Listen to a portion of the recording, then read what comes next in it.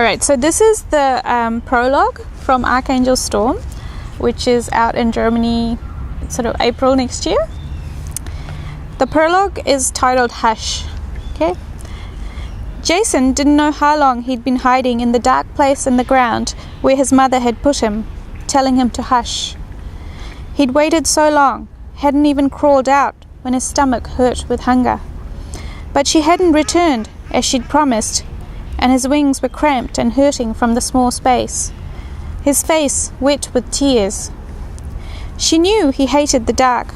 Why had she put him in the dark?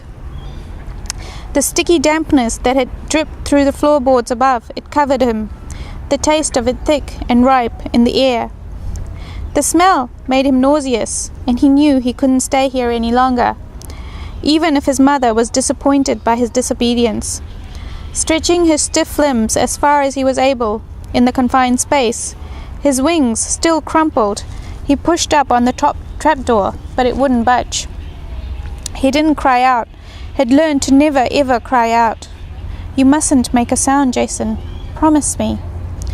Digging his feet into the earth, he pushed and pushed and pushed until a tiny crack of smudgy light appeared on the edge of the door, the hand-woven mat above thin enough not to blot out the sunshine. Whatever was blocking the trapdoor was heavy, but he was able to wedge his fingers under the lip of the door, touch the mat he'd helped his mother weave after they'd collected the leaves from the flax bushes. It felt rough against his knuckles as he pushed his hand through to the wrist, and the trapdoor hurt when it came down on that wrist, but he knew his bones wouldn't break. His mother had told him he was a strong immortal, that he'd already grown deeper into his power than she had by the time of her 100th birthday.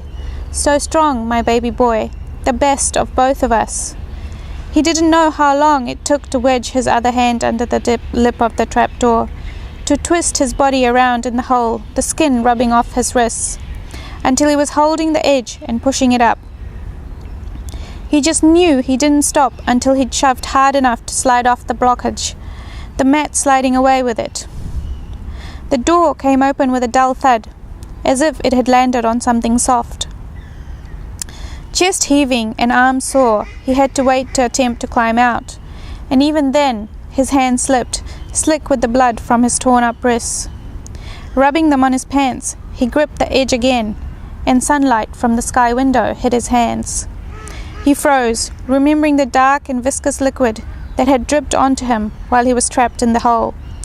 Crusted and dried and flaky, it had turned into a kind of rust on his skin.